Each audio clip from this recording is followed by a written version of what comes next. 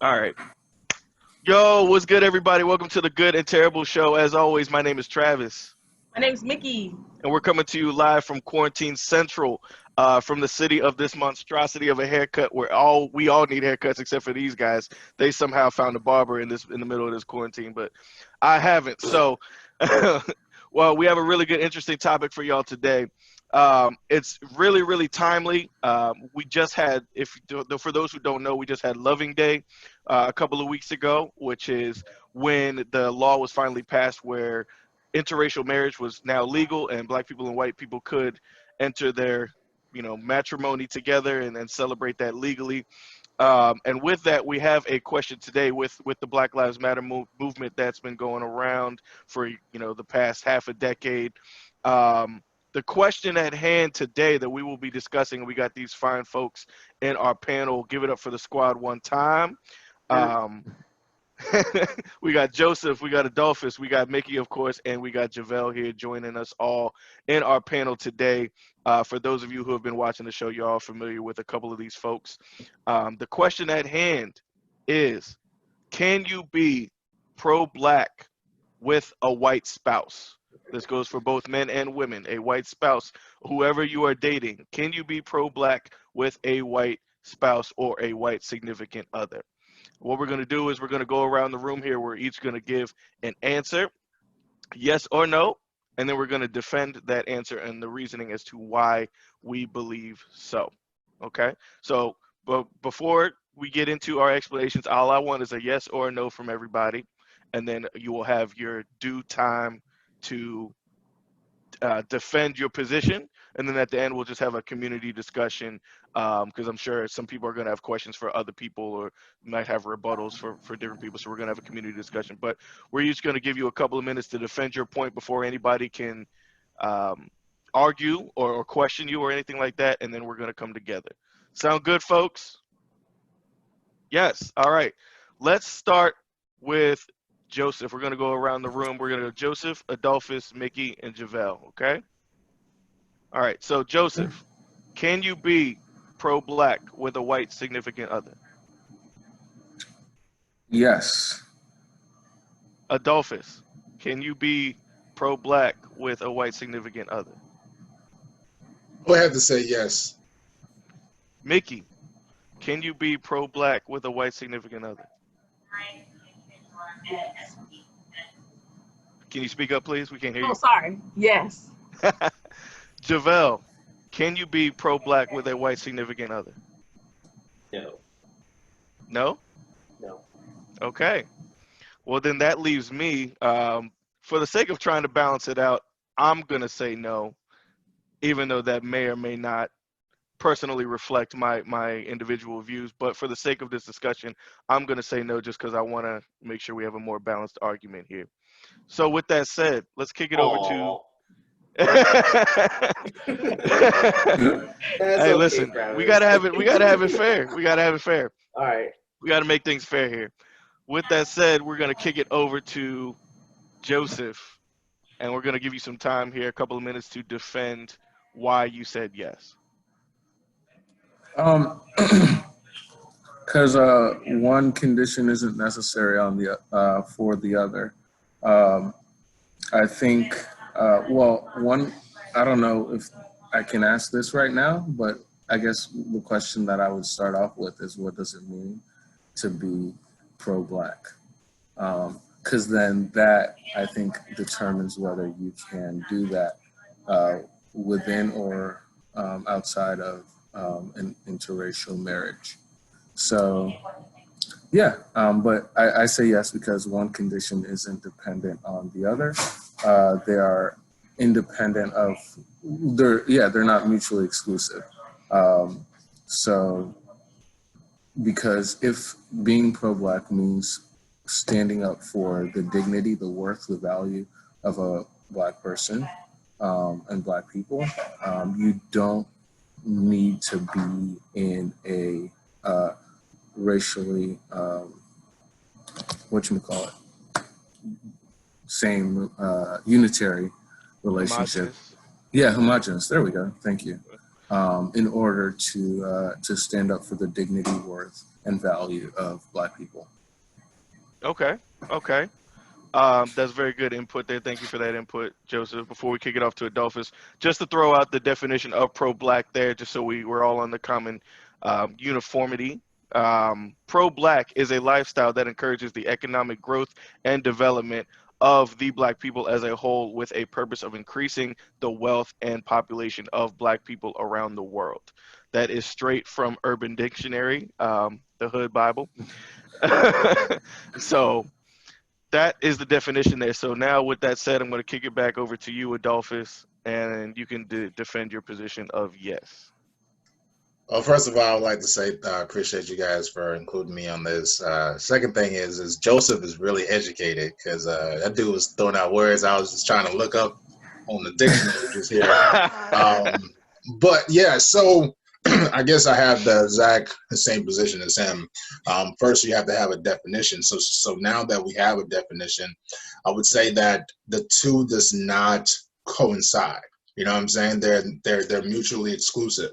I can love a person as a person and still have pride in my being and my heritage. That does not conflict with me loving that person.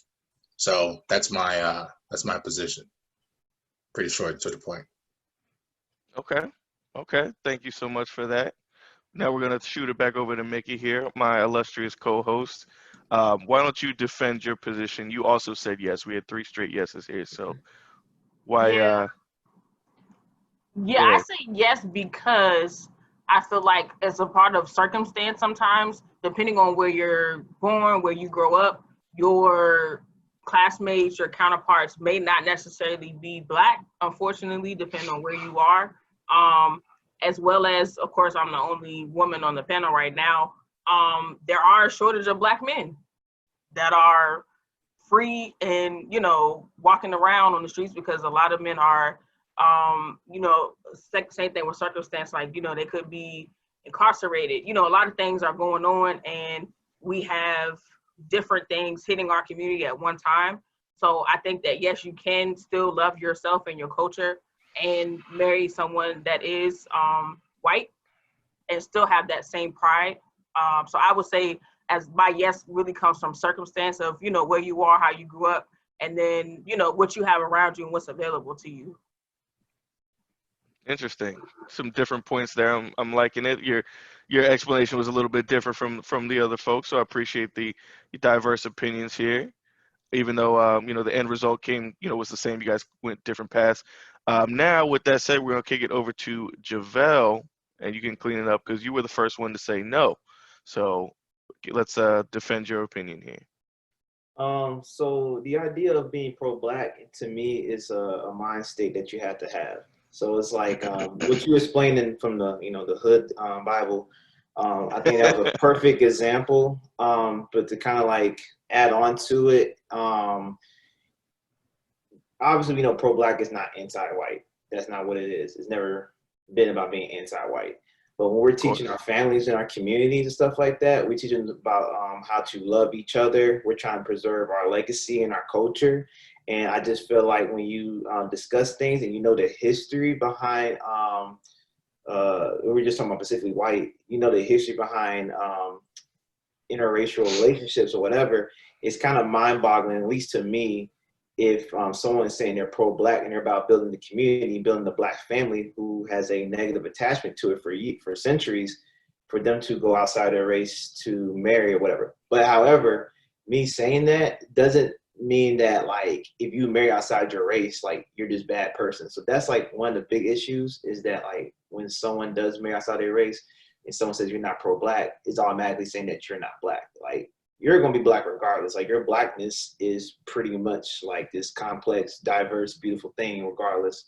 So that's not what I'm saying, that you can't be Black. It's just that it just kind of contradicts the ideals of what pro-Black is. So that's my point. I like it. I like it. Yeah, for the sake, like I was saying, so I personally think that it is possible, but for the sake of this argument, I'm going to say no. And to kind of take it a different direction of what JaVell was saying, and the reason why is there's a difference between Black and pro-Black, right? Black is something that you can't shake. Before you decide what profession you're going to be, what school you go to, which gender you're going to love, which religion you're going to follow, you know, what your style is, whatever it is, you're Black before all of that. Before you even decide, before you can even, before you're even made to be a certain gender, before you're even either male or female, if your parents are Black, you're going to be Black even before that. So Black is something that you are just inherently born with. You cannot shake that. But pro-Black is a lifestyle. That's the first part of the definition there. So again, pro-Black is a lifestyle that encourages the economic growth and development of Black people as a whole, with the purpose of increasing the wealth and population of Black people around the world. So with that said, if you break down the definition, the reason why I'm going to argue no here is because, well, multifaceted. First is economic growth, which means that you are trying to keep the resources and the funds within the Black community and build generational wealth within the Black community and increase that there. If you are introducing white people into the mix where you are marrying white people and having children with white people, at that point, it's kind of as if, you know, both of those communities are now blended. So you're not really keeping the resources within the Black community. You're now kind of having a dual beneficiary type of situation where now both communities are benefiting from those resources, from that wealth. And it's also talking about not just economic growth, but it's talking about the development of Black people. And it goes on to say increasing not only the wealth, but the population of Black people. If you're talking about increasing the population of Black people, then that means that you're trying to keep, you know, for lack of a better term, our sexuality within ourselves, with the purpose of having children to increase. The only way to increase population is obviously by having more children. More people have to be born than are dying at the same time. That's the only way anybody's population can increase. So if you are having children with not even just specifically white, but with non-Black people, that's obviously kind of counterintuitive to the point of trying to increase the population of Black people. So that's kind of where I think you can differentiate. Not saying it's necessarily wrong for me personally, not saying it's necessarily wrong to love a white person or marry a white person. But if we're talking about the definition of how pro-Black is a lifestyle and what it is encouraging, I will argue no, you can't have a white spouse or significant other and be pro-Black. Does that make sense? Yeah. Okay. Well, with that said, now Makes that everybody's sense. Thank you, Joseph. Now that everybody's voiced their opinions here, let's have a community discussion here. I want to throw it around. So feel free to chime in with whatever your thoughts are. If you have a question for a specific person, go ahead, Joseph. Yeah, JaVell kind of brought it up. And because he brought it up, I feel like we should discuss it. So in terms of understanding sort of the history of, interracial marriages within the United States, and like sort of how the first anti-miscegenation laws came about, forbidding interracial marriages, etc. I think if we are to go with the explanation you just gave, Travis, we end up in the same sort of place that, frankly, that the KKK ends up in, right? In trying to keep resources and development and population within a certain gene pool, right? Or not gene pool, but race. And I'm not sure if it makes everyone else uncomfortable to be on the same side as the KKK on an issue, but it definitely makes me uncomfortable. And the reason why it makes me uncomfortable is because I feel like that kind of thinking is flawed. Because you can still care about the economic empowerment of Black communities while being married to somebody who's not Black. And you can still spend money and look for development opportunities in Black communities. So that's why I don't think that that's a strong one. Or the development of Black people. I think even it's more of a cultural split, because if you think about like W.E.B. Du Bois, right, who's the first Black person to graduate from Harvard, but a lot of Black intellectual thinkers came from a place, usually they were from the North, but where innovation was valued and high thought was valued. So, but somehow a lot of them also ended up being fairer skinned, right? So somewhere in their family tree, there was, I wouldn't say interracial marriages because a lot of those weren't marriages. They were, Right. Yeah. in some cases, rape, right? But that happened. So, that doesn't dilute sort of intellectual thought that sort of development that we want. And then the last part, population. Now that was a little bit harder to argue against, right? But I also think they're really, unless we see a high value placed for children within the Black community, then we're not going to see that, because like you pointed out, there has to be a replacement. More people have to be being born than dying. And one thing that I don't think is talked about a lot is the fact that a lot of abortion clinics, to be frank, are within urban communities.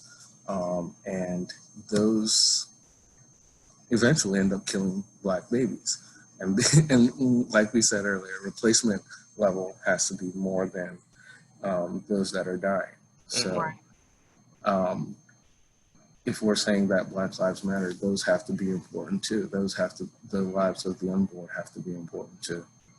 So, yeah. So, I mean, there's kind of a lot to unpack, and I'll let the group kind of unpack all of that in a second. But to address like the first point with, the KKK. So I think the biggest differentiator there is I think you kind of got to the same destination while ignoring kind of the thought process along the way. So the thing that separates what we're talking about versus, what the KKK was thinking about, they did what they did for two reasons. Number one, because of the notion that they thought that white was the supreme race. So they wanted to keep everything in the gene pool because they thought that they were supreme. And number two, they also, whether it's believable or not, quote unquote, did it for religious reasons. They thought that, white was right. They did it off of, they thought that God considered them to be, those chosen people, superior. So we're talking about a sense of benefiting the Black community in terms of just uplifting our own community to make sure that we're preserving our own community. So we're talking about growth, or we're talking about, I guess, not isolation, but kind of keeping things within our community in a similar fashion, but the thought process is completely different. So I think that's kind of the differentiation between what you're talking about versus the argument that's kind of being made here. All right. With that said, I'll kind of back off for a second, and I'll let the group converse amongst yourselves. Yeah. So just to go back to what you guys were talking about earlier, as far as population, right? So let's break this down for two people. We as Black people, we have the uniqueness of being able to mix with any race, and that person, that offspring of that race, is being Black. So I could have a wife who's Asian, and my kid will be Black. So in a sense of mixing the race, I think that at the end of the day, it's actually growing the race, right? Because if you have to make a Black person, you just need one Black person. To make a white person, you need 2 white people.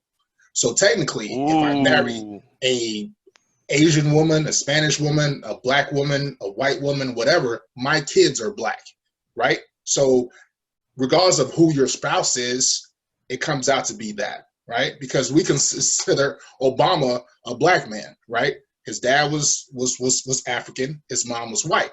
He was raised in a white community. Why don't we consider him a white guy? Because again, well, let's throw it just a little bit. He actually wasn't raised in a white community. He was raised on the south side of Chicago. Well, but... no, he was actually raised in the Philippines. Oh yeah, that's for a period of time. Yeah, right. So and then after that, it was what, Hawaii, or it might have been Hawaii and then the Philippines, whatever.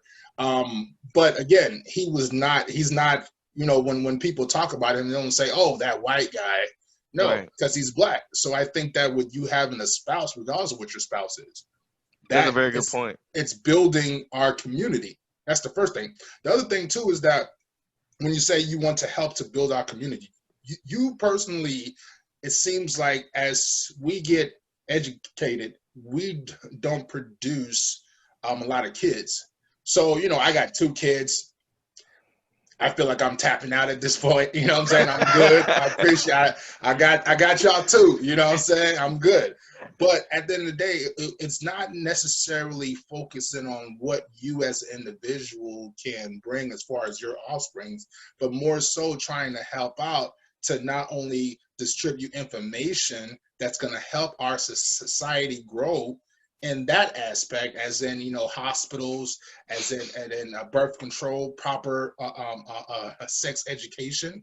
Those things to me help in the benefit of building our culture. So all those things that I just stated has nothing to do with my spouse being a white woman or not, or a Spanish woman or not, or an Asian woman or not. I can still be pro-black, love my community, give to my community, bring my black Asian kids through my community, and still have my Asian wife. My wife's not Asian, by the way, but I'm just saying, still have my Asian wife. You know what I mean? So I think that when we are involved in the uprise or the upholding of our community, we have to think that it's not just about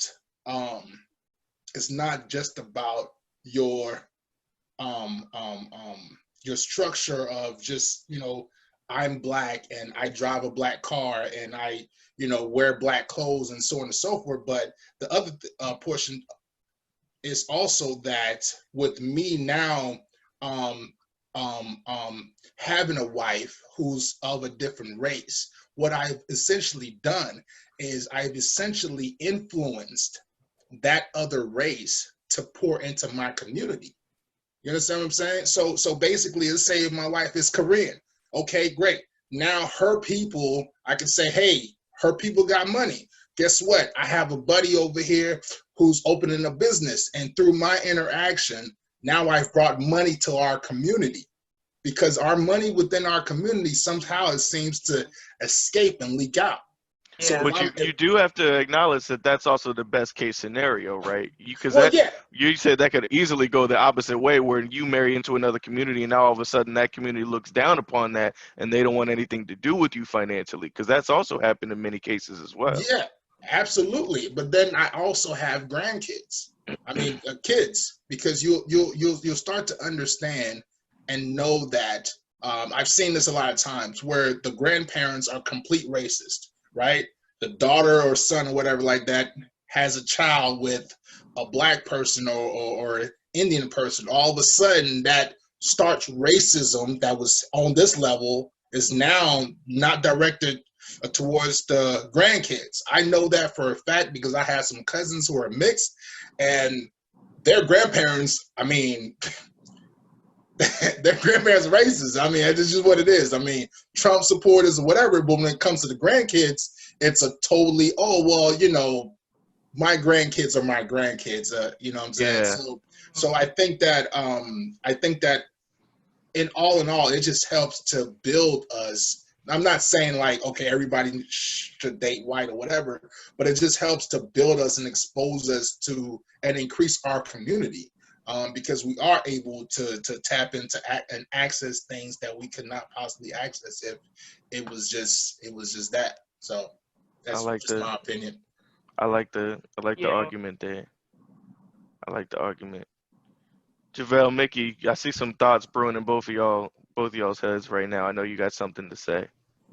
I'll let JaVell go because I feel like he had that last rock that was like, yeah, like the double Yeah, Dutch rock. he was Yeah, kind of he's thinking something with like, that rock over there. it's the double Dutch. Like, Ah, man, this is is it my ready? chair right here, man. It's my chair. he's been Nah, waiting nah. to respond. He's been waiting.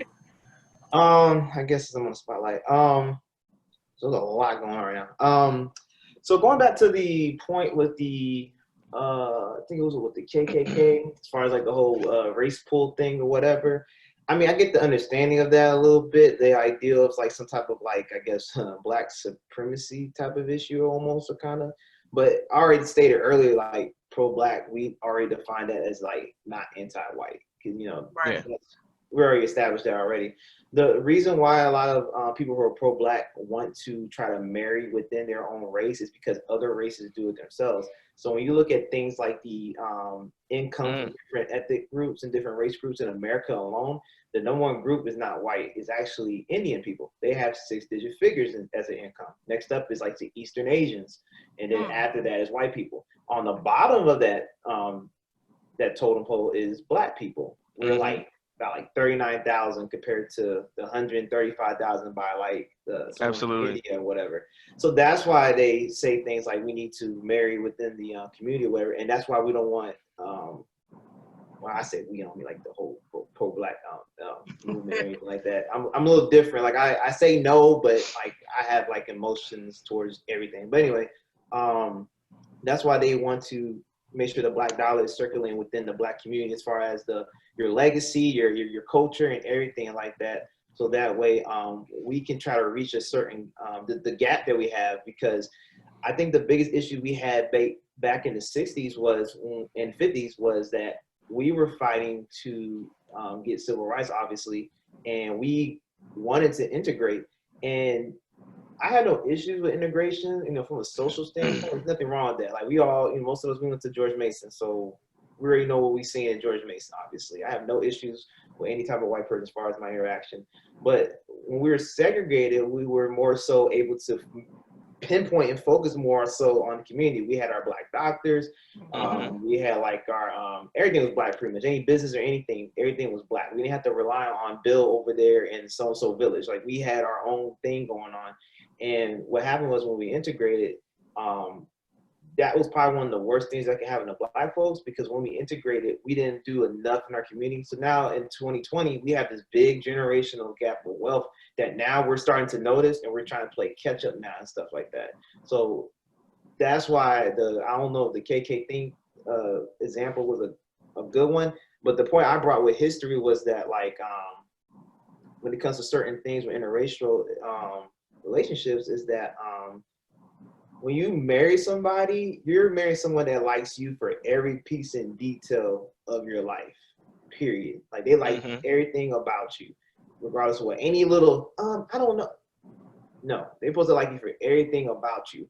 So am I saying there's white people out there that don't like, like you very detailed? No, that's not true. Like there's people, I had a lot of friends who Absolutely. have white spouses, and I met them before, and I talk to them and I interact with them, and they're like, they're spot on with everything. Like they know what's going on, this, that, and the third, or whatever. But I see that more so as an allyship, more so than like me considering my friend being like super pro-black. Because like I said earlier, like I just feel like when you're discussing things, like you're talking to a child about the beauty of being black and how you should love your black man, your black woman, but then you have a spouse who's not black.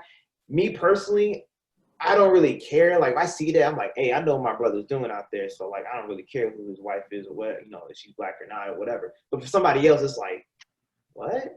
It's like, it kind of contradicts a little bit. It's almost like saying, for example, like I'm dabbling with veganism. Like eventually I'm gonna be vegan. That's like me saying I'm pro-vegan, but then every now and then I have some chicken. Like you're gonna look at me like, Yeah. like you're like you guys might be like, okay, well that's kind of weird, but you might not really care. But somebody else is like, dang, dude, you contradicting yourself. You talking about eating asparagus and Yeah. avocados for lunch, but then you over here eating goddamn KFC tonight. You So know, you at like Popeyes yesterday. yeah. So you know, it just Sorry. Man, you was just eating a cheeseburger last week. exactly. Sorry, but people aren't me. That's yeah. Right. What people Well, aren't me. I think what he's trying to say is, and it's kind of what I was talking about. There is a big differentiation in the logic behind why we're doing that specific approach, and I don't think people realize a couple of things that you mentioned, JaVell, that I want to unpack a little bit. Yep. Number one, in the 50s and 60s, if you take a look at it, Black people were actually starting to build wealth, and it obtained one of the highest levels that we've ever been in U.S. history.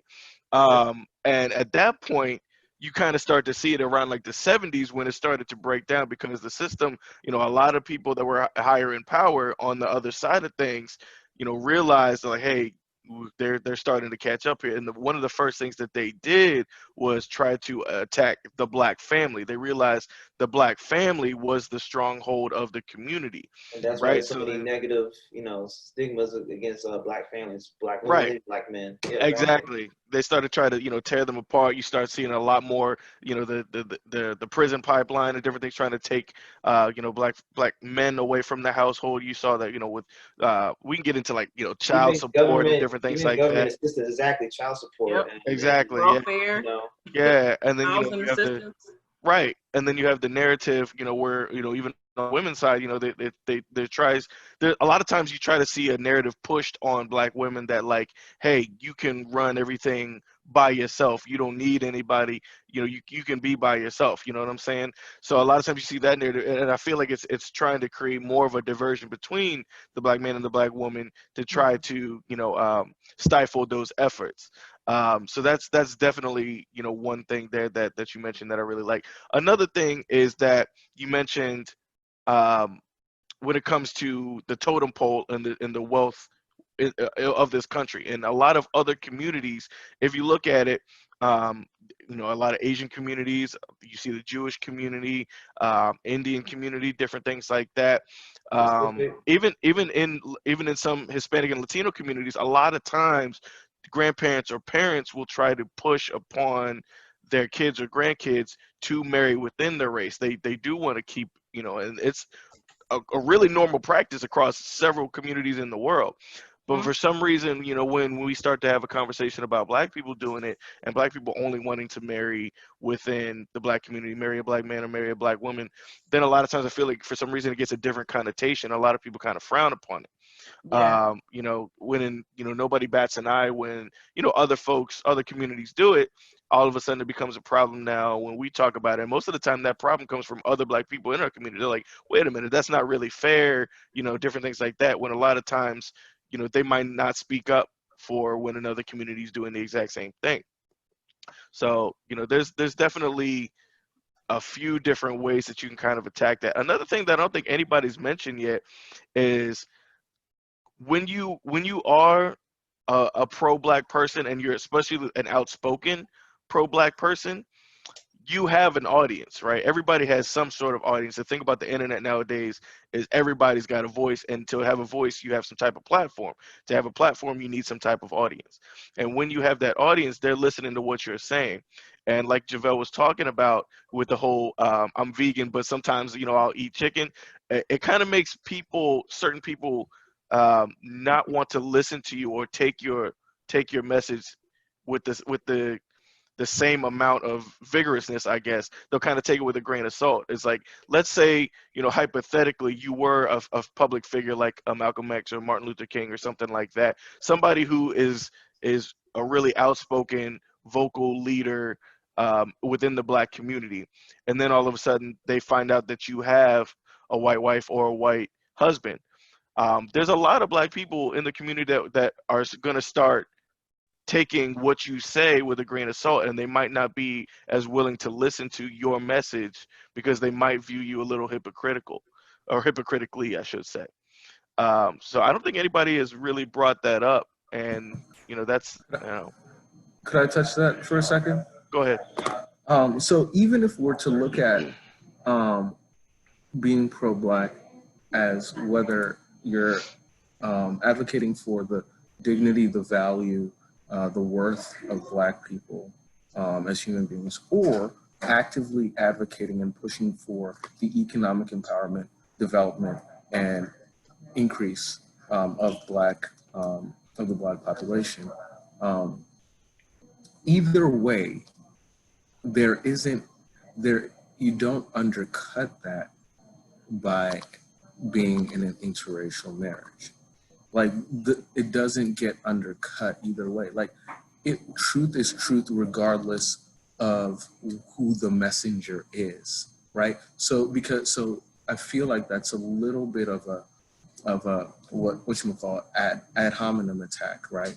Oh, we can't listen to this person on that issue because they are this and this characteristics, right? Or because they are married to this and this person. For example, Jesse Williams, right? Strong advocate for the value, the worth, the dignity of Black people. And I don't know, he's divorced now, but I don't know who he's with. But he's dated all different types of people. Once again, like his message and the work that he's done is not undercut, even if people are questioning, you may question his motives, you may question, what kind of art he's doing with, but the truth, I think, stands on its own. So I want to push back on that with that. Well, if you remember, actually, and I agree with you, by the way, but I will say, just for the sake of argument, and I love the truth quote, "The truth is truth, regardless of who the messenger is." I've actually said that quote before. That's a really good. I can't even remember who originally said that, but I love that quote. That is, if you remember, when Jesse Williams first, I mean, he's been famous for a while. He was known within certain communities, but he kind of gained a lot of notoriety when he gave a famous speech at an award show. And I'm trying to remember what the award show was. It's probably maybe, I don't know, like 4, 5, 6 years ago, somewhere around then. I think I want to say it was the BET Awards. It might have been. It might have been the BET Awards. He gained notoriety after giving a really passionate speech there, and it was a great speech, by the way. But I don't know if anybody else remembers. I'm on social media a lot, so I remember seeing an article that somebody had posted when they did find out that he was dating a non-Black person, and there was a little bit of backlash that Jesse was getting. Now, I'm not saying it came from everybody, but there were certain people that kind of took offense to it when they did find out. So that's kind of what I'm talking about. Now, I agree with you. The truth is going to be the truth, no matter who's saying that truth. But I feel like sometimes it just makes the road a little bit harder for you yourself when you decide to marry a non-Black person while being pro-Black. I think you kind of got to go into that with the mindset saying, okay, the road might be a little bit more difficult now for me to get my message across, because somewhere there are going to be some pockets of folks that might feel a certain type of way when they discover who you're with. I think that we as Black people should take the same level of support that other people take for people in their group. And I think that sometimes we are so critical of our leadership or people that step up and say things that we undermine them in the process. Because I can jump on Republican whatever right now, and good, bad, or indifferent, people are supporting Donald Trump and the Republicans. They know that this guy is a liar. They know all these stuff about him, but yet and still it doesn't matter. They support him regardless. And I think that we need to, as a Black community, support our people. It doesn't matter what your wife or husband looks like. It matters your actions that you're taking.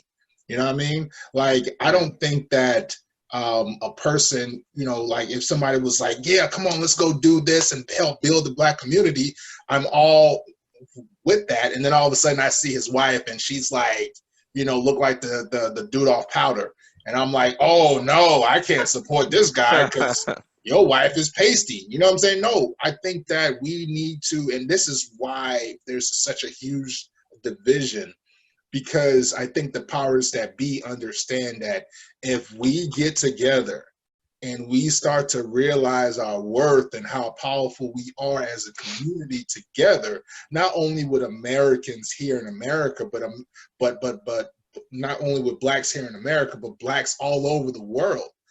You know, if we were to get together, man, we dominate. Yeah, I absolutely. think that if we can get together, man, oh my goodness, this world's gonna be beautiful. Whole world would be Wakanda.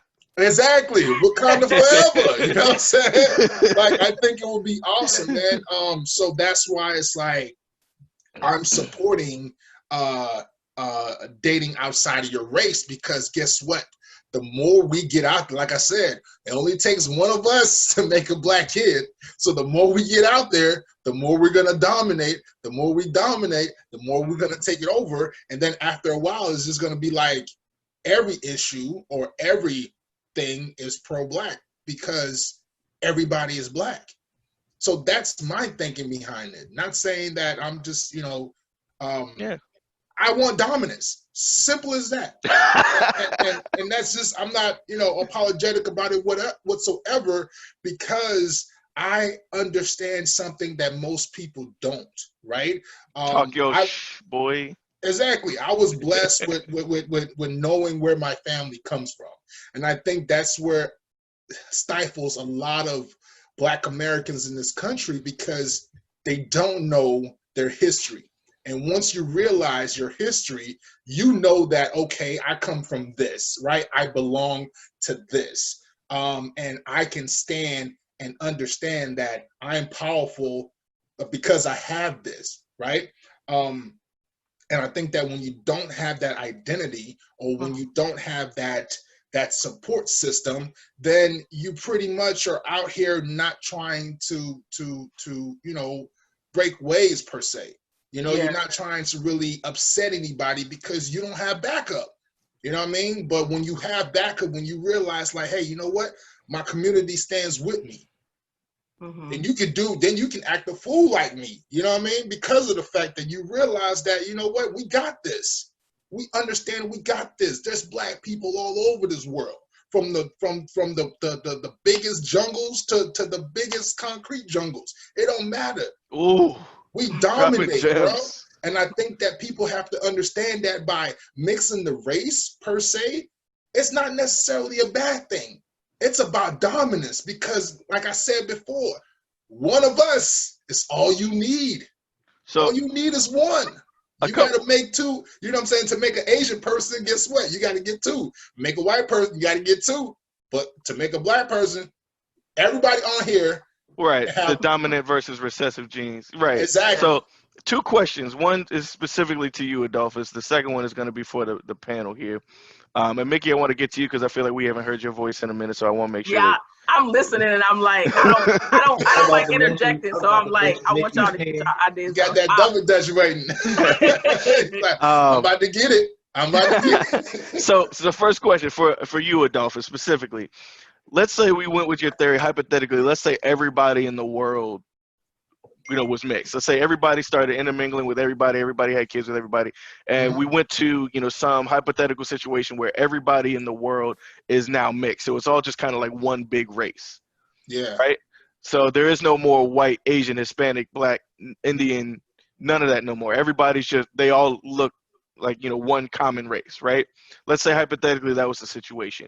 Do you think that the world loses something at that point? And I mean that by saying, like, you have Black culture, you have Asian culture, you have European culture, you have Hispanic culture, and different things like that, with all these different groups of people, and they have a strong identity for who they are. Yeah. If everybody became uniform, if everybody was in unison, then do you think the world loses something at that point, maybe from like a cultural perspective? I don't think that the world would lose something. I think that the world would just become more Black. And that's what I'm talking about. So we don't lose our culture. So then what incentive, if everybody became more Black, what incentive would Asian people, Indian people, Italian people Brazilian people, everybody who has his own unique cultures, what incentive would they have to reach that goal if they kind of lose who they are? Well, I wouldn't consider them losing who they are. I would just say it would be education on who we don't know who we are. That makes sense. But just, you know what I'm saying? Like, so basically is this, right? You say that the Asian culture might subside, or the Italian culture might subside, or the Spanish culture might subside. But if you really look at all those cultures, where do they come from? They come from the first culture. The first culture is African culture. So when you see the drums in the Spanish culture, when you hear the music in the Asian culture, when you understand the interaction and respect of the Italian culture, all those things come from the Black culture. So I don't think that is necessarily being a dilution of those other people or those other cultures, but it would just be going back to the roots. That's all that it is. So it's like spending millions of years just creating to come different back cultures, to the beginning. and then just to come back to the beginning. Exactly. Gotcha. Just to come back to the beginning, because you have to understand that the one thing that we lack is an understanding of who we are. Everybody else in America, everybody else around the world, when you ask a white person, hey, you're white, where are your family from? What they say? Oh, we're Irish. Finland, We're Ireland, from England, or we're from this place. We don't have that. Yeah. We don't have that. So because of the fact that we don't have that, we don't realize that essentially when it comes to an ethnicity standpoint, these are our kids. They are babies. They derive from us. Mm-hmm. If you look at Lucy was the first recorded bones return, whatever. Mm-hmm. Remains came from Ethiopia. Mm-hmm. We are the mother of everybody else. And what's happened is that because we've been separated from our roots, from who we are, a lot of us don't know that. A lot of us don't understand that we are the chosen people. Of course. Yeah. And there's a reason why Black women are the only ones that carry the Eve gene, right? Because everything started from, the Black woman. So exactly. So the whole propaganda is just to separate us. Mm-hmm.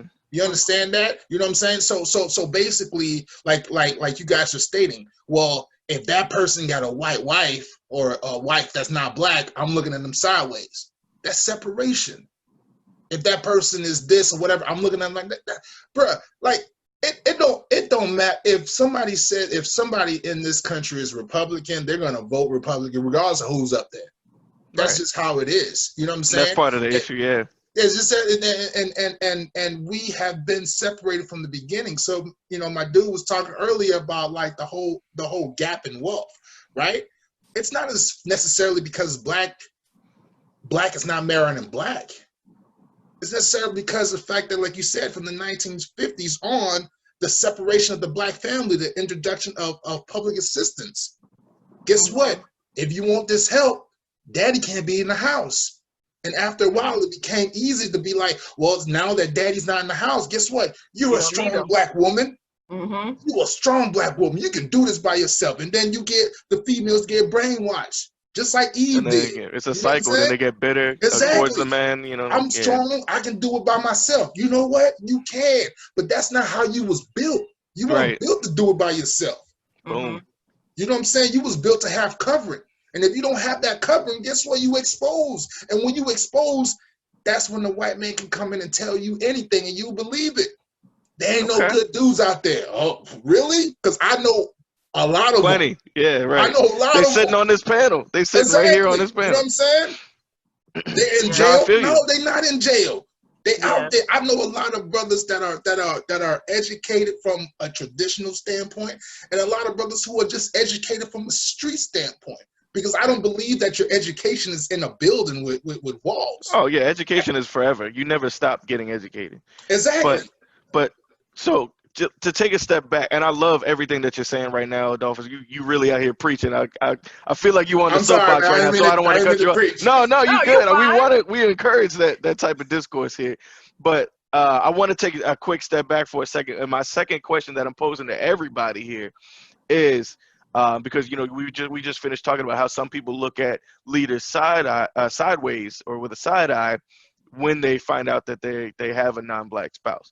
Question for you guys: if hypothetically Barack Obama, when he was running for president back in 2008 in the first time, do you think the black community would have rallied behind him in the same way if Michelle Obama was a white woman? If it wasn't, see, look at everybody's face right now. This is exactly what I'm talking about. Yes. I'm not Yes, I do saying think that it would be. I'm saying that they would not have. Not saying that I That's agree my with point. that. Yeah. No, not saying right, that I exactly. agree with Yeah, that, we're not but I'm saying I that they agree would with not that. have. And that to me is the issue, is the problem, because it's like you can still have that and still be, you know what I'm saying, and still support the black culture.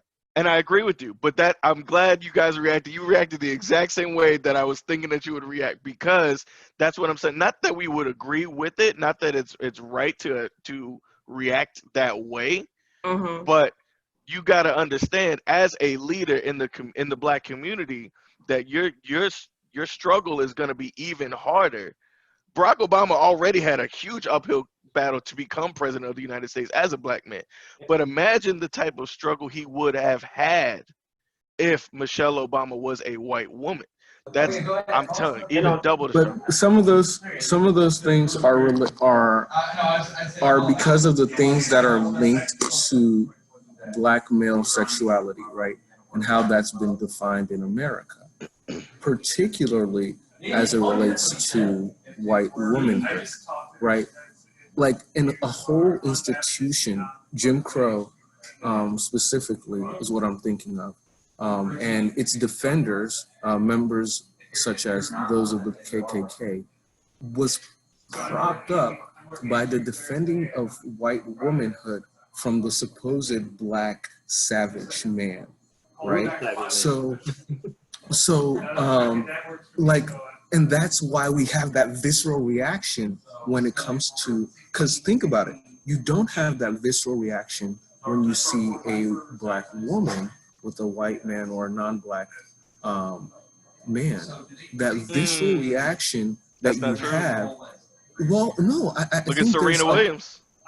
Right, but she got a lot more And Michelle support from Obama. the sisters. But she got a lot more support from the sisters than any black man would if he marries a non-black woman. You know, and not to go to the socials as my as my research point, but I think anecdotally you could tell me that that's the case. If we're talking about a black man in an interracial relationship and a white or a black woman in an interracial relationship, a lot of times we'll see more support for a black woman in an interracial relationship than we will a black man in an interracial relationship. And that's because it's been weaponized with this stinking thinking about black male sexuality, and that's somehow dangerous. It's predatory. It's that kind of thing. So like racism is built into The fabric of our country. into the fabric Absolutely. of our country, Yeah. and how we think about black male sexuality. Mickey and JaVell, both of you look like you were about to say something, so I want to make sure that you guys are. I want to clarify. I said Michelle Obama, but I wasn't talking about like her dating a white person. I was talking about just the idea of them looking at her from an aggressive standpoint, similar to Serena. Facts. But I'm just talking about the reaction that Serena got when she announced that she was marrying, the guy from Reddit. I can't remember his name off the top of my head. But Alexis, yeah. So I agree with Joseph, man. I think that the whole, it's been weaponized with black males being savages and white females being like the untouched whatever, dainty, pure. Yeah, right. you know what I'm saying. So it's like when you are seeing that, you're seeing from both sides, you're going to get pushback from both sides. Mm-hmm. A white man and a black woman, the reason why you don't get pushback is because a lot of times it's often thought that, okay, well, she's dating this white guy because he treats her good, or he, has good credit, or some nonsense that's being tossed out there. When in actuality, it's like, I don't think that one race necessarily treats you better than the next. I think that absolutely it's not based on person, and I also think that Obama had to have a black wife. I don't think that America, especially Black America, as we are so critical of the people that we hold in high regard, would have accepted him as we did if he did not have a black wife. Exactly. That's exactly what I was talking about. It's about the imagery, so that's the reason why. Yeah, exactly. And I think that that's something that is unique in our culture, because I guarantee you that if you have an Asian person or a white person, let's say if they have a black wife, they're not judged the same. I think it was the what's the guy's name, man? He's a politician in New York, and his wife is black or mixed or something like that. And his kids ended up being black. Like I told you before, all it takes is one of us. But I think he was saying something, and he was, getting people to rally around him and support him or whatever like that. And it was on both sides. He was getting the benefit of the white vote that did not know he had a black wife or a mixed wife or whatever. And he was getting the black votes because people were like, oh yeah, you got a sister by your side. Okay, we support you, blah, blah, blah. But I think that is unique just in our culture, because other people get those same level of support. And unfortunately, we do not. And it's really, really sad. But you're absolutely right. If Obama's wife was white, I don't think he wins the primaries, honestly. Oh, it's not a matter of think. I know like 95% certainty he does not win that election. Yeah, absolutely. Because there was already a group on the white side that that didn't even realize he was half white at first. They just looked at him and saw, like you said, by appearance it only takes one. By appearance he's a black man. So there were people already against him that way. That's why you had the whole, like, is he really born here? They started coming up with the narrative, like, is he actually born here? Is he, from another country? Different things like that. That was all nonsense to try to find a reason why he couldn't be president.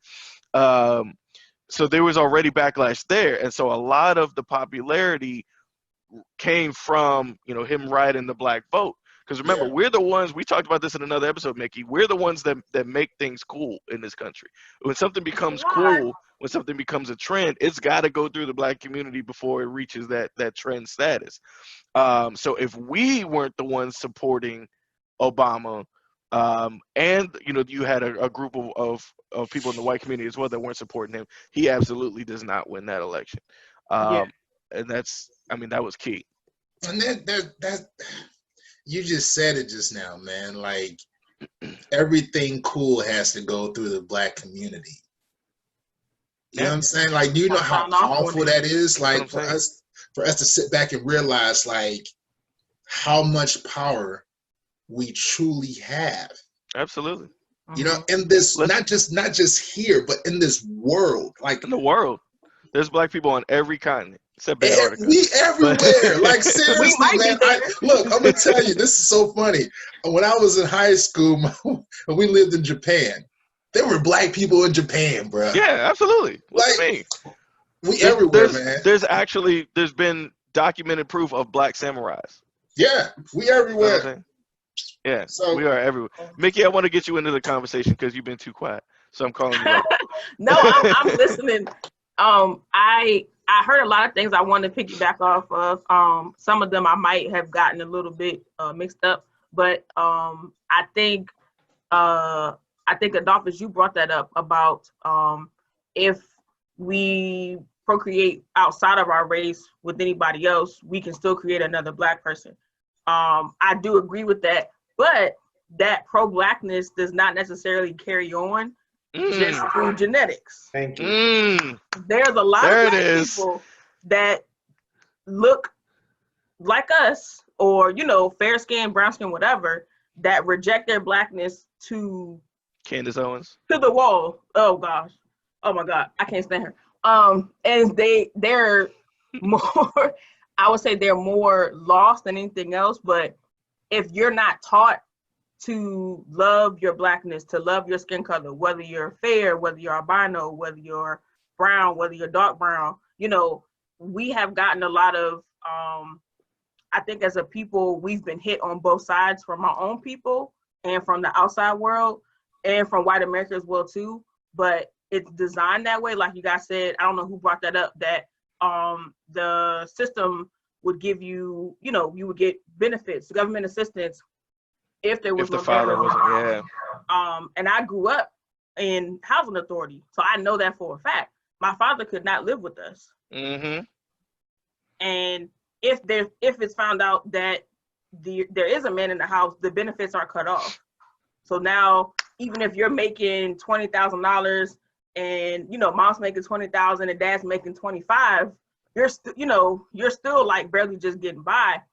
They're gonna say, okay, food stamps are cut off, housing assistance with rent is cut off, and now you're back to square one, where it's like the separation was designed that way to keep us from coming together, to keep us from being, I think, the strong black family that we would have been if, of course, slavery hadn't happened. Because coming to this country, everything was set up to dismantle us. So then we look, 400 years later, and we're still trying to catch up to what happened before. So the pro-blackness, I don't think transfers unless it's purposely transferred by both the mother, whether she's black or the father's black, to the father or the mother that is white or Asian or Hispanic or what have you. It has to be programmed. And that's why I said yes, that you can marry someone that is white and still be pro-black. But for me, I personally am believing God and asking God constantly, please send me a black man. It's just all I want. It's just all I want. Like, I have had that conversation with my girlfriends before, and no, I'm the same. I would absolutely marry a black woman. Like my kids will be by a black woman. Black. I want my man as dark as possible. I love black people. Like, but no, I absolutely love the fact that you brought that point into it, because I was trying to touch a little bit on that earlier, but I didn't communicate it as eloquently as I wanted to, or as eloquently as you did, just because you do marry outside the race. Because I was talking about before how it can be the reverse, how people can look down upon you once you have kids by somebody of a different race.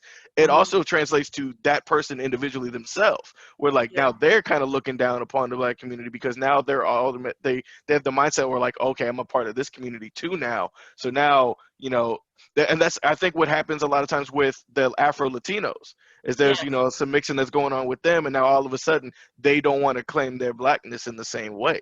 So I have not to cut you off, but I was talking about colorism earlier to somebody, and I was letting her know, and she's not black, I was letting her know that colorism goes, and I feel like it's worldwide. It's not just in the black community. It's with every ethnicity. You have darker skinned Latino people, Hispanic people that are treated differently from people that are fair skinned.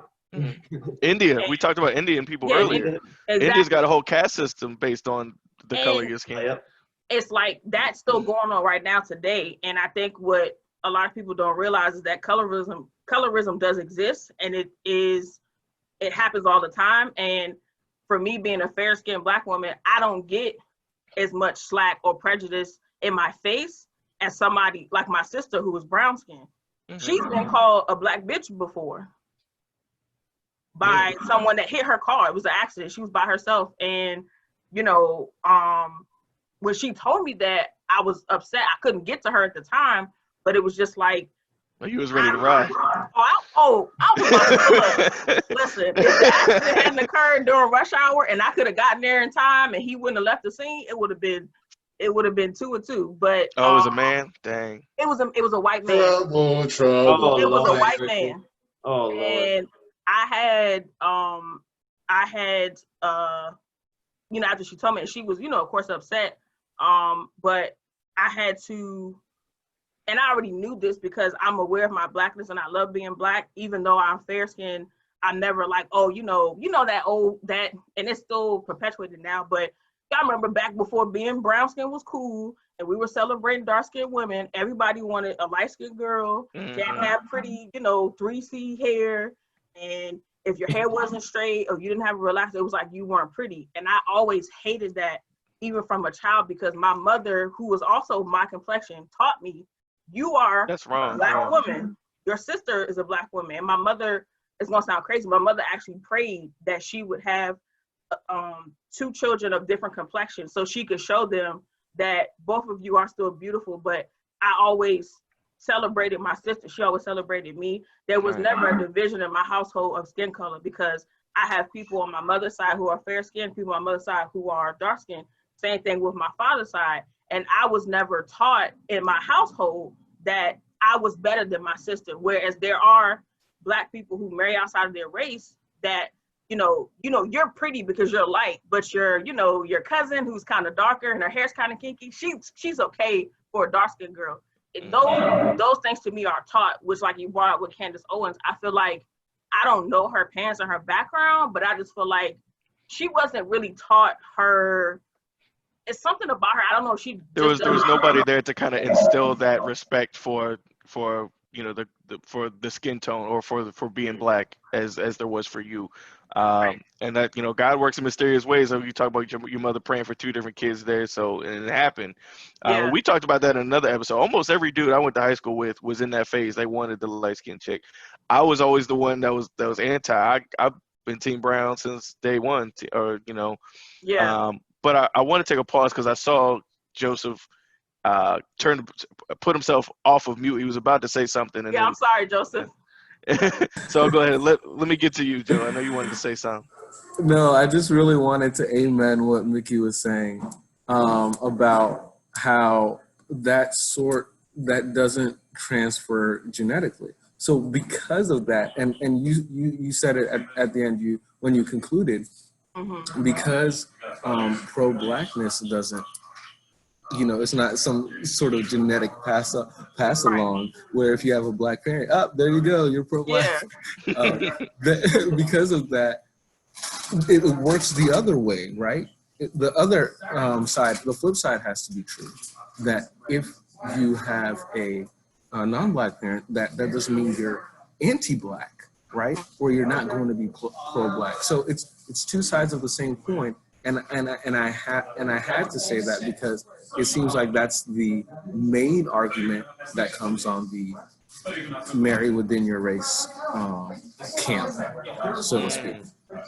Interesting. Yeah, okay. I was just about to say that he hit it on the mark. So because it goes both ways. I mean, if it has to be taught, then it doesn't really matter who the spouse is. It still has to be taught and trained, because you can have a person like Candace Owens, who from looks of it, both of her parents are black, and she's not pro-black at all. Same with Ben Carson. Yeah, look at everybody just took it. So here's the thing. Can I talk about that real quick? I think with Ben Carson, the jury's out on that one, because I don't think that homogenous thinking within black communities makes one black, right? Of course. I don't expect for every black person to be Democrat. I don't expect for every black person to be liberal. I don't expect for every black person. But it's how you go about it, right? Because he's said a lot of different things that makes you get the sense that he actually is anti-black. Because, like you were right, you don't have to be a Democrat or Republican. You could be obviously be independent or whatever you wanted to be. People forget Colin Powell was a Republican. He was under George Bush. He was in George Bush's cabinet, but he still gathered a lot of respect from the black community in the same way that like his successor Condoleezza Rice did not. So you know what I'm saying? So it really depends. Like you can be black and be Republican, but at the same time, you still need to have a sense of what's right or wrong, and how to address your own community. And I think Colin Powell did that very, very well. Whereas people like Ben Carson or Candace Owens, or even to a certain extent Condoleezza Rice, not, didn't necessarily do. Now they're all very accomplished people. Ben Carson and Condoleezza Rice specifically, they've done a lot, and were the first black people to do certain things in their academic fields. And we celebrate those accomplishments. But at the same time, and you're absolutely right, homogenous thinking doesn't necessarily make you more or less black. But at the same time, it's also sure, like, because Joe Biden said it did. hey, if you Big vote Daddy for Joe Donald Trump, was you are not black. That's what he Like, said. he might be right on that one though. He I was might like, excuse me? How dare you tell me what I'm not? I Right. don't. The last time I Oh, checked, Joe Biden. the last time I That was checked, hilarious to me. you don't I run care. nothing over here, okay, Joe? You need to relax. He got a little too comfortable. He had too many corner pieces of mac and cheese, and thought he was a part of the whole cookout. It's like, hey, you remember your invite can be revoked. But actually, I wasn't even too mad. I thought it was hilarious what Joe said. I wasn't even too mad at him for that. But to that point, that's what I'm talking. That's what we're talking about. That's what Joseph is talking about here. Homogenous thinking is not what defines your blackness or defines you being a part of the black community. But at the same time, you do need to have a certain level of respect for your own people, and that's where I feel like Ben kind of misses the mark. But I think this has been a really, really, really good conversation here. We've been on here for close to an hour and a half now, and before we concluded, I wanted to get some, everybody's kind of last remarks here, but I also wanted to pose one last question to the panel here. And I wish there was more people that could have joined that might have had opposing views. I really wanted to get a good balance of the yeses and the nos, which is kind of why I joined the no side. But has anybody here, after hearing what everybody else has had to say, maybe changed their stance on something? Do you still agree with what you originally said at the beginning of the dialogue here? Or has something in your mentality changed? Are you now maybe on a flip side than what you were when you started? Go ahead, Mickey. I still agree with my statement, but for me personally, like I think everybody else said the same thing. I don't have an issue with a black man marrying a white woman. That's fine, or a black woman marrying a white man. You can marry whoever you want to marry. But as for me in my home, I want my spouse. I want a black man. So I say that to say, as long as the person who has married white, whether it's a white man or white woman, as long as that person is not downing their people to uplift that white spouse, I'm cool with it. The only issue I have, which I see with both black men and black women, is they'll go, "Oh, I married a white man," and we're like, "Okay, cool," because black men ain't shit. Hold up, right? Don't say that. That's why I hate the word preference. There's a difference between like when you say, "Oh, that's just my preference," or it's like, or is that actually your insecurity, or is that actually, because people use the word preference. We talked about this before. People use the word preference. We talked about this, Joseph, in the last episode that we had you on as well. People mask their insecurities or mask their prejudices with the word preference, and that's where I think we draw the line. So that's really well said, Mickey. Anybody else? I'm sorry. Oh no, so no, go ahead. No, I was gonna say, as long my only issue is as long as you are not disrespecting or hurting your people, whether it's your black male counterparts or black female counterparts, I'm fine with you dating outside your race. But the second you open your mouth to say something about black women, now I have an issue with you. So exactly. do what you feel, but don't down us in the process. That's my facts. Yeah, I haven't necessarily changed my view, but I've definitely gotten more information and been more enlightened about why someone would hold the opposing view, and I'm appreciative for that. So thanks, y'all. Cool. What about you, JaVell? I feel like you've kind of faded into the background a little bit. You kind of got a little silent on us. I just been listening, bro. I had some stuff to say, but I won't really worry about it too much. Speak your mind, bro. This is the place. All right. So one thing I did want to say was going back to the kind of what Mickey was saying as far as when you do date outside your race and you do have those kids, even though they are black or whatever, how's their thinking going to be? Because many times I've seen a lot of biracial people who not often are going to go towards their blackness. They're going to go towards wherever their other culture is.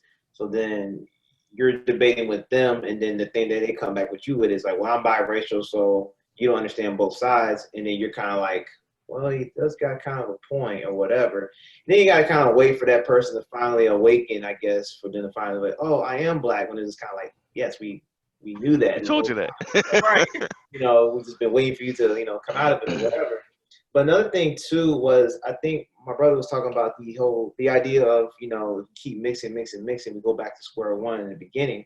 So my only thing with that is, because we are a human race, even with the mixing, I feel like in some form or way, we will find some kind of way to have some type of division. So even if we do have a mixed culture of black and Asian, mixed culture of black and Indian, mixed culture of black and Latino, black or whatever, black and white or whatever, they will somehow, even in that new sense of like that new era of whatever, of Renaissance, as far as, getting together, they will find some way to divide each other, and it will be a different issue that we never heard of. It'll be something totally different from what we're going through right now. It'll be something totally unique or whatever. So not necessarily unique. It still could be.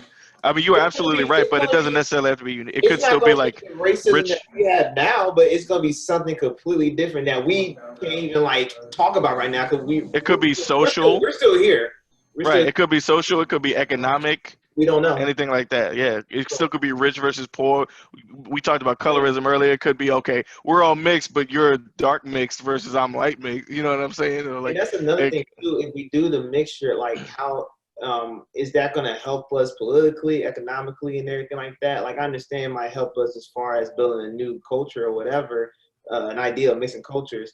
But like, what's it going to do as far as like, there's still going to be some type of wealth gap somewhere. There's going to be some type of way someone creates laws and policies for something. Like, it's going to be something like a new, unique way of a new form of racism that just involves like a Pokemon all of a sudden. Like, we just, like stuff like that. And then kind of like the last thing I want to get on too is just the idea of parenting. So like, when you're talking about the pro-black, it's not just the idea of who you marry and all that stuff like that. Because like I think we all agree, like I said, like someone can marry someone outside their race. I think all five of us, we don't really care. Like, that's cool. You do you or whatever. My thing would be like, what are you teaching the kids? Because me, when it comes to being pro-black, it's not just who I marry, it's how I teach my kids. Like, when we deal with the educational system, like, we can't just teach them about like Columbus and George Washington, whatever. When you're pro-black, you're teaching them outside of the white supremacist idea of education. You're going beyond that. You're teaching about Benjamin Banneker. You're talking about obviously the Jim Crow laws. You're talking about things outside of what we learned from school. Mm-hmm. You're teaching them about how politics are against us at times, like from like how they took us out of the idea of us trying to have suburban homes. So we had to live in things that we call the projects, and that kind of set us back or whatever. So you had to do all these things, and it's kind of hard for me to figure out if you're saying all that, and that's supposed to be a reflection of you as a pro-black person, how all that comes together that you eventually go out with someone who's outside of your race. So that's the issue that I have, really. And but as far as like this changing my mind, no. But have I learned some new things and hear some new arguments, that I haven't heard before? Absolutely. And, I respect everybody's, opinion on the matter. So I don't want to flat out just say like, I disagree with you and you're completely wrong or whatever. Because at the end of the day, we're talking about being pro-black. Even though we're having this discussion, in the end, as a whole, we're all still in this together, because just like we mentioned, Ben Carson and Candace Owens or whatever, those are people that are against us right now. So even though people can be worried about so-and-so married with the, Becky or whatever, We still got people like them that's kind of like taking us back. And then we still got that doesn't deny your blackness. You know, we still got to take care of someone like we took care of, R. Kelly, that was someone who's a predator against black women, you know what I'm saying? Mm-hmm. I would be more focused on that more so I'm worried about who you marrying. That to me is like, you know what I'm saying? But Yeah, we do have a lot of internal issues that we do need to fix and repair as a community. Yeah. But I think with that said, and we talked about this before, Mickey, like we have enough internal things to worry about on our plate without having external issues piled on top of it there. So, it's a family thing. It's like when we're at home together and we have a certain issue at home or whatever, we're going to take care of that at home. It's not going to be a big deal when we leave outside the house or whatever. That's something we're going to take care of inside. You know what I'm saying? Like, that's not something we're going to bring outside and let the other person know or whatever. Like, that's our personal issue. I always tell people that when it comes to the, when someone brings up like black on black crime or white on white crime, I always tell them that example. I said, if you and your brother are in a fight, say it's you and your brother, it's y'all fight or whatever. That's your fight. You guys are going to somehow come to some type of like conclusion where we're like, okay, we're going to shake hands about this and move on. Now, someone who's not part of your family comes in and talks about your brother or whatever. There you go. That's my brother. Yeah. Like, nah, that's my brother. Y'all having y'all little scuffle or whatever, but it's like, right. Nah, your business. You got this. So I always use that example when it comes to like, Absolutely. No, that's a prime example. All right, Adolphus, you get the last word here before we exit off. Could I say one more thing? Okay, you get the second last word here. Go ahead, Joseph. There were a few things that I wish we would have gotten a chance to touch. I talked a little bit about sexuality and race and sort of that intersection, but there's some more things that I think we could tease out with that. One thing that I thought was really we could have talked about was the one drop rule, and sort of even the concept of blackness, right? We hear a lot of times that race is a social construct, right? Mm-hmm. But like, what does that actually mean?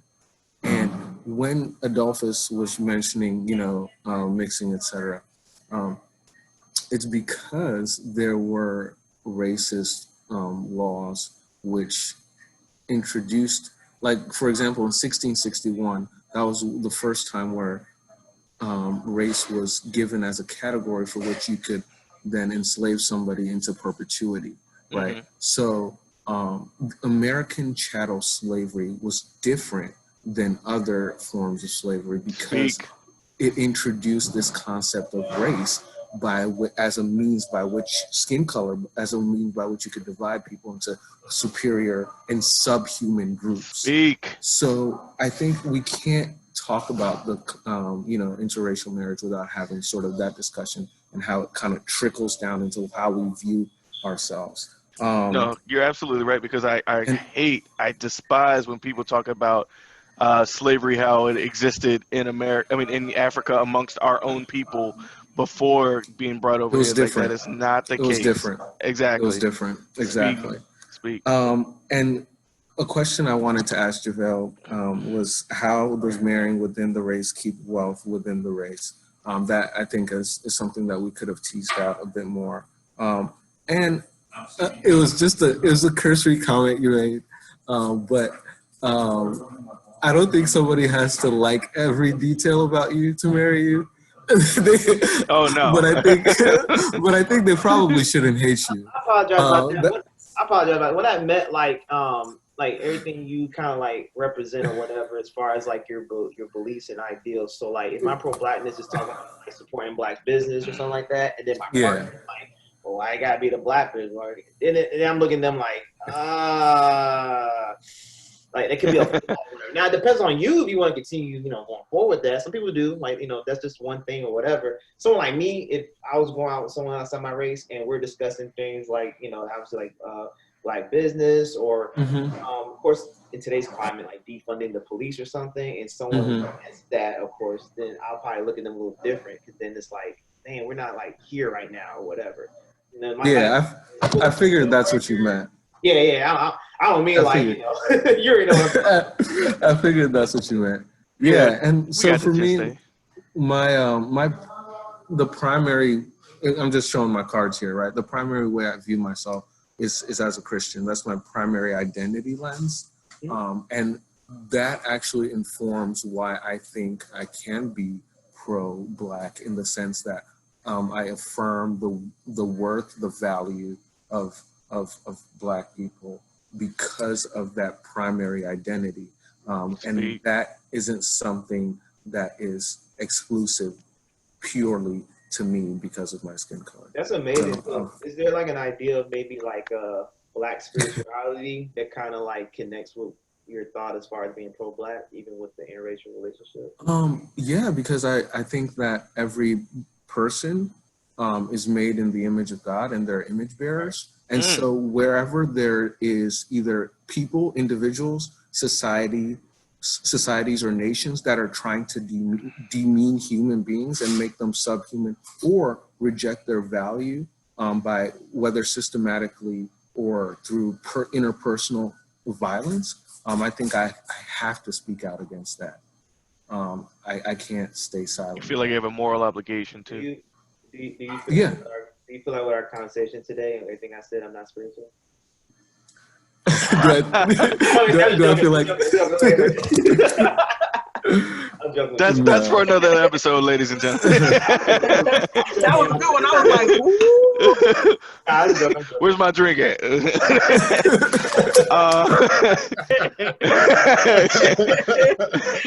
Woo! Let's get back on course here. Hold on a second. I don't think that's serious at all. Oh, this one that could have got out of hand real quick. I was like, I agree with everything. And scene. All right. With that said, now we're gonna kick it over to Adolphus for the last word here.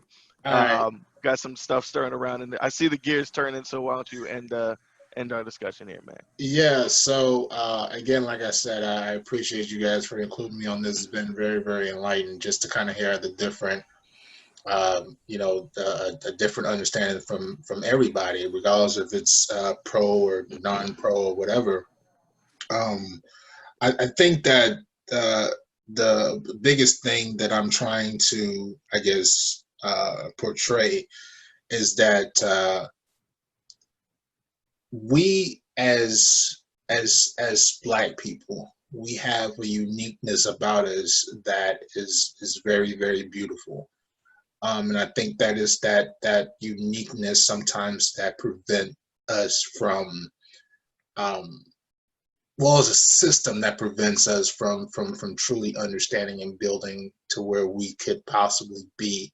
But I think that every day that we are alive and are progressing, those things those barriers are being broken.